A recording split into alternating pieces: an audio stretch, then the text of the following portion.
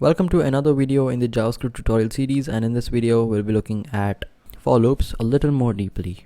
Right, so before starting this video, let me just paste some code that I've picked from the earlier lesson, and that's earlier lessons, and that's our object. In the previous videos we had defined what an object is and made an array of objects, so this is the same thing. I just pasted the same thing here.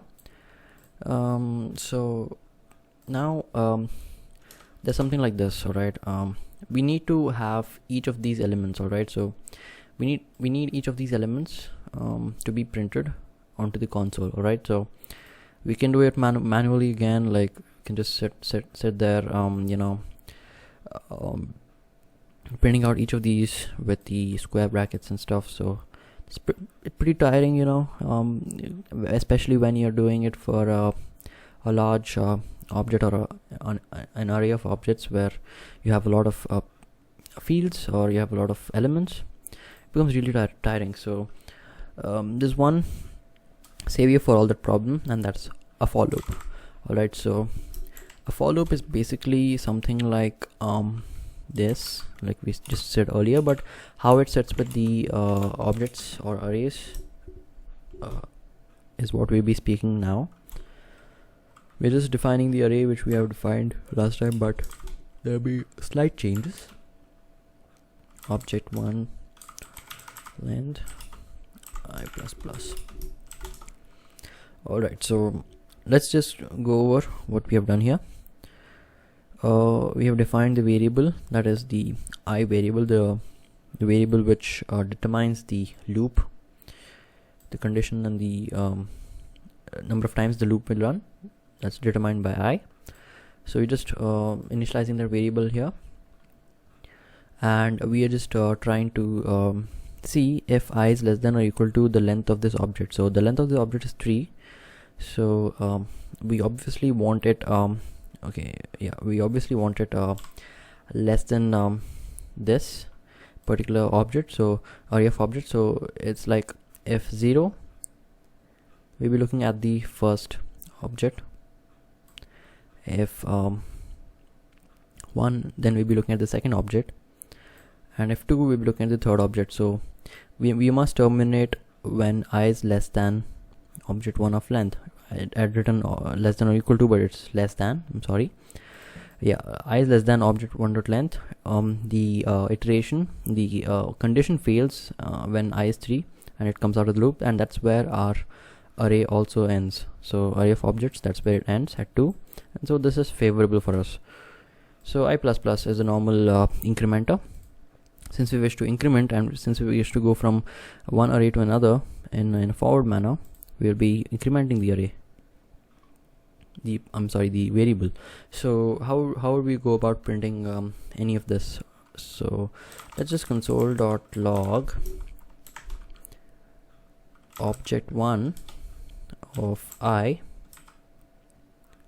dot name. Let's just print the names out first. All right, let's see what we get.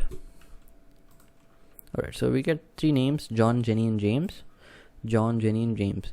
As you can see, we have traversed this array of objects successfully and returned the names of all the people on this array. All right, so pretty easy, nothing much. We're just chaining this down. We're just chaining this object array with the specific key value pair of the objects. So nothing much to it. The first part of this particular statement represents the array, that is the position or the elements in the array, position of the elements in the array, and the second the dot name, that suggests that we are referencing the name, the key name from the objects that are situated within this array. So pretty simple if you look at this. Now if you don't wish to write all this I equals 0, I less than object dot length, especially for traversing the whole array of objects or objects together, then we'll be doing something like for each. So for each here accepts a function as a parameter. All right, so not to be afraid of, passing functions as parameters is pretty common, especially in JavaScript. So yeah, let's just define a function here, and let me just explain what is going on after I just type this and run it once. Array traverse. Let me just name this function as array traverse, and let's just open this curly braces, and this function here accepts 2 parameters. All right, it accepts a little more parameters, but for this case we are using the most commonly used parameters, that are item, comma, index. So the item, as the name suggests, sends us the item of the particular array. So if we wish to have the first item of this particular object of array of objects, we'll be getting this whole object as an item. So that's there.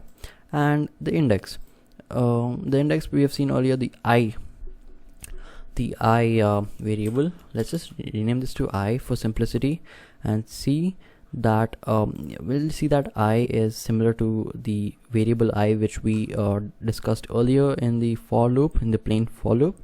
That's the similar case, but yeah, what it does is it traverses to this whole loop and increments automatically without us specifying anything like I++ or anything. So we don't even need to specify the I less than this object 1.length condition. Also, it's also already done automatically within the for each method.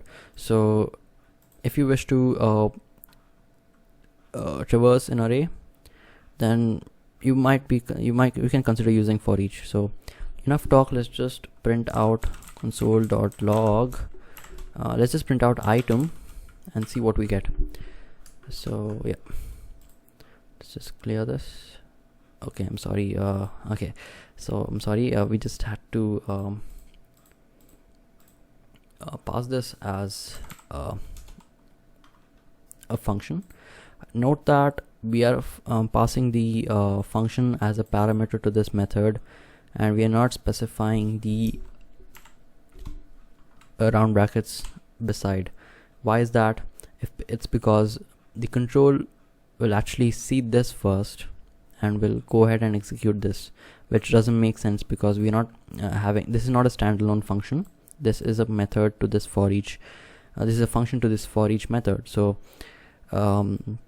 it will not do anything.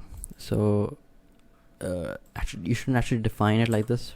You just need to pass it as a parameter. So don't pass it with the round brackets, because it will the control will try to execute that function immediately.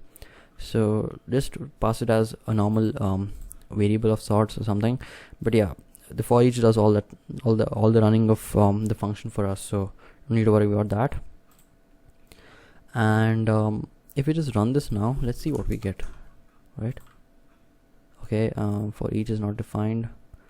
Sorry, just give me a moment. Okay, okay, sorry. We didn't actually define which I'm sorry, I'm really sorry. I totally forgot about that. We just had to define which array or which array we are going to try to traverse. So completely forgot about that. Yeah, happens. So let's just see what we get. Okay, so we get as I said earlier, we will get the objects, which when we print the item we get objects. All right, so that's what we're getting here, and that's what I said earlier. So pretty much the same thing. If I print I, then let's see what we get. All right, so if I print I, then we get 0 1 2, like just like how we did earlier. The for loop traverses through the array and stops at 3. It doesn't execute 3, just comes out of the control. Similarly, this does the same.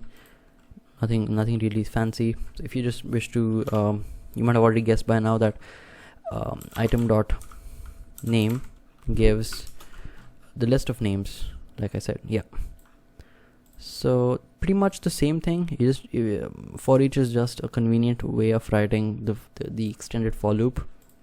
You can do this, you can use this, you can use anything, but I prefer for each when I'm doing something with arrays. So yeah, that's pretty much it for this video. Thank you.